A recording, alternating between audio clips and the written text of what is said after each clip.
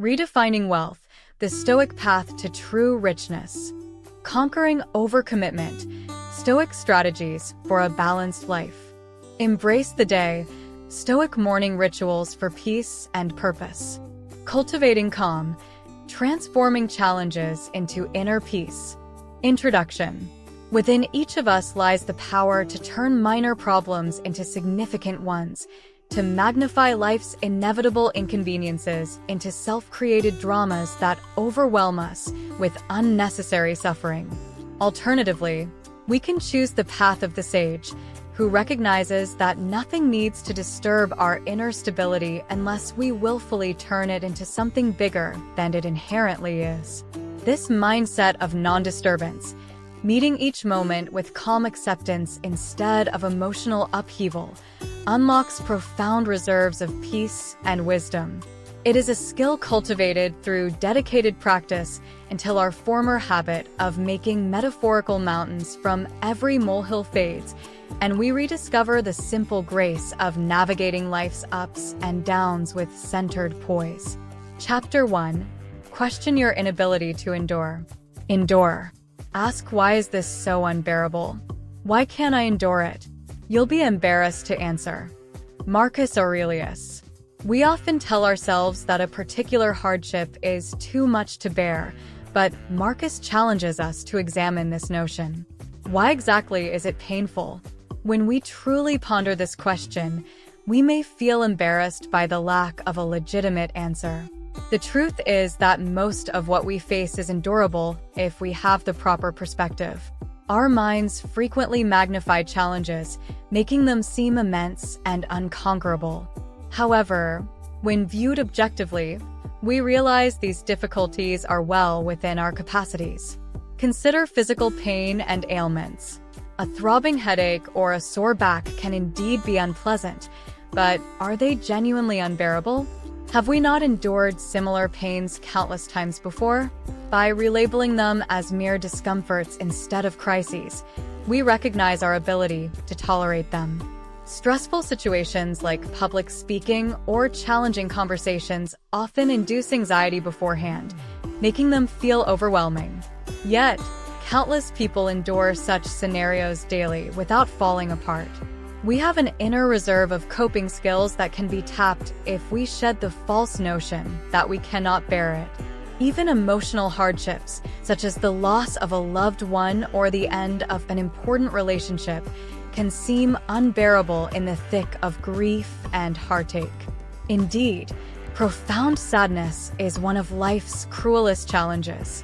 But as millions can attest, this pain can be borne with resilience and time.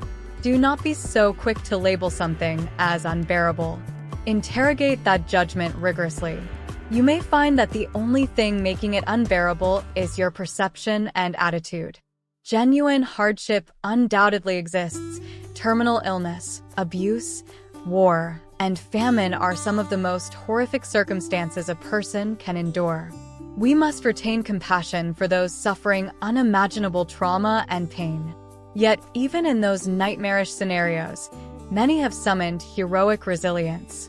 For the rest of us facing more mundane struggles, we must stop pretending we cannot bear them.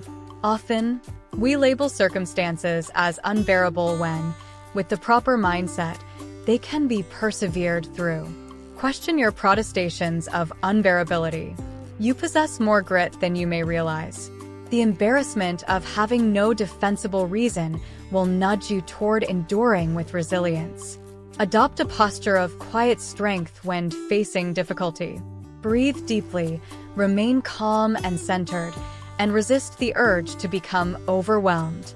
Hold your challenges in a clear perspective instead of magnifying them.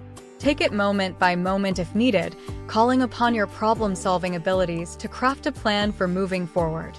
Accept that some measure of stress or discomfort may accompany the process. Much of our suffering stems from resisting what is, from arguing with reality instead of accepting it with equanimity. Consistently asking, "Why can't I endure this?" can cut through that resistance and realign us with our innate capacity for resilience. We strengthen what we practice daily. Just as exercising a muscle makes it more robust, maintaining an endurance mindset makes it more accessible in our moments of struggle. Over time, prompting ourselves to honestly answer why something is unbearable forges that psychological muscle memory of perseverance. There will always be new challenges that test us, yet we need not convince ourselves they are flatly unendurable before giving ourselves a chance to withstand them. With disciplined questioning and a steadfast refusal to exaggerate our hardship, we can flow through even the most daunting circumstances. The next time you begin to call something unbearable, pause and ask yourself to justify that label. If no defense emerges, realize you have the strength to carry on. Focus on the how, not the what. Chapter 2.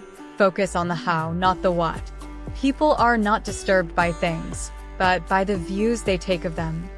Epictetus. Our suffering often arises not from the event or situation, but from the perspective we adopt. The difficulty we face is not inherently disturbing. Our view of it troubles us. When adversity strikes, we frequently let our thoughts run rampant with catastrophizing and negative storytelling about the circumstance. We view it through a distorted lens of anxiety, anger, and fear. However, the objective facts of the situation are just that, facts. It is our interpretation that creates uneasiness within us. Imagine being stuck in a terrible traffic jam. For one person, this may generate panic about being late and missing an important event, envisioning total disaster, getting fired, ruining everything. For another person in the same traffic, it is a chance to listen to an audiobook or podcast and practice patience. The situation is the same, but the views taken make all the difference in the experienced disturbance. This dynamic plays out in countless areas of life. Spilling a drink at a restaurant is just a minor accident, but we may get furious about it, making a big scene and disturbing our inner peace. Or we can laugh it off, ask for some napkins, and refuse to let it ruin our meal. Neither view changes the facts. We spilled a drink. However, one perspective leads to upset, while the other allows us to move on undisturbed. The thing itself did not disturb us, only our volatile thoughts. A job termination or promotion denial is certainly disappointing and frustrating, but is it genuinely catastrophic? With one view, it becomes the world's end, agonizing over the loss for months and filling ourselves with bitterness. From another perspective, it is a professional setback to be sure, but also an opportunity to reassess, refocus, and pursue an even better path. Neither viewpoint alters the facts. One keeps us inwardly untroubled, while the other traps us in suffering. We cannot always control what happens to us, but we can regulate how we see it. Things are never as bad as our frantic minds may make them out to be. In the heat of the moment, pause, breathe, and adopt a more rational perspective. The thing itself doesn't have to disturb you. Only the view you take of it can. Consciously choose a wiser outlook by maintaining objectivity about the bare facts and circumstances. We remove the basis for inner disturbance. Our thoughts are the untrustworthy source of suffering, not externals. Worry does not prepare us for anything. It merely depletes our peace of mind in vain. Anger cannot change the past. It only robs us of joy in the present. Applying prudent reason to our perspectives shields us from being tossed about by these draining mental states. Do not be enslaved by a negative mindset. Shift your view, and the thing itself need not be a source of torment.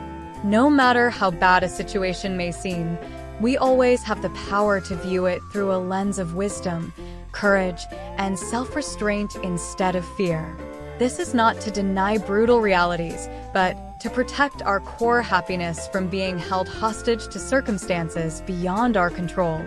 A severe illness is undoubtedly highly challenging. However, one perspective treats it as a death sentence and a reason to become despondent. Another wise outlook sees it as an obstacle to overcome with fortitude or an impetus to appreciate each day more vibrantly. The situation remains the same, Our view alone separates suffering from equanimity. The next time something distressing occurs, do not just lament it. Pause to reflect on the perspective you are taking toward it. Is it a viewpoint that will disturb your peace needlessly, or is it a mindset that will help you endure with grace and equilibrium? You always have this choice over your inner orientation. One disturbs, the other doesn't, despite the facts being equal. Stand guard over your views and do not let wayward thoughts create suffering. While we cannot control many externals impacting us, we need never surrender sovereignty over the views we choose to adopt about our circumstances. Here is where our freedom truly lies, in the wise perspective that allows us to flow through life with balance instead of continually being overwhelmed by events. The next time your thoughts dramatize something, shift your viewpoint to objectivity. The thing only gains distressing power if you bestow it through your interpretations. Chapter 3. View obstacles as opportunities. You must build up your life action by action and be content if each one achieves its goal as far as possible. No one can keep you from this, but there will be some external obstacle. Perhaps, but no obstacle to acting with justice, self-control, and wisdom. But what if some other area of my action is thwarted? Well, gladly accept the obstacle for what it is and shift your attention to what is given. Another action will immediately take its place, one that better fits the life you are building. Marcus Aurelius. Life is constructed action by action, choice by choice. Our aim should be to act with virtues like justice, temperance, and practical wisdom in each situation as best we can. No external force can stop you from embodying these qualities, no matter the obstacles encountered.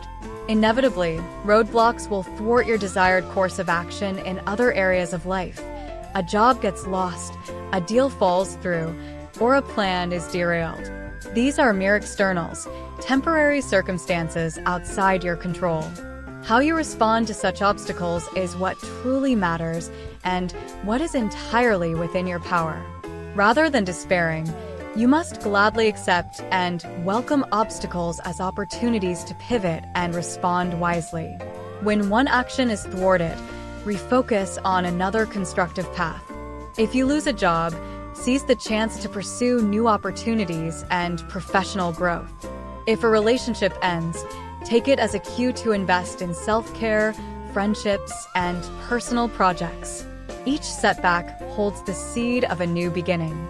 Embrace the obstacles with flexibility and creativity, knowing they are part of life. Nothing external can prevent you from choosing to respond with dignity and clarity. Any roadblock is a reminder to focus on what you can control, your mindset, attitude, and the actions you can still take. Obstacles are not barriers, but signals to shift focus and find a way to keep progressing meaningfully. A wise person sees them not as impediments, but as redirections that keep their journey aligned with deeper values. Even in frustration, welcome the obstacle and explore the new avenues it opens up. Each one is a chance to practice virtue, to embody patience, resilience, and creativity. Instead of fixating on what's blocked, ask yourself, what can I still do now that aligns with my goals and values?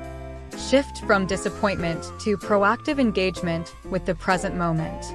Obstacles then become stepping stones that foster growth and wisdom. In every disruption, find an opportunity to deepen your practice of justice, self-control, and wisdom, crafting a life of virtue no matter the external circumstances.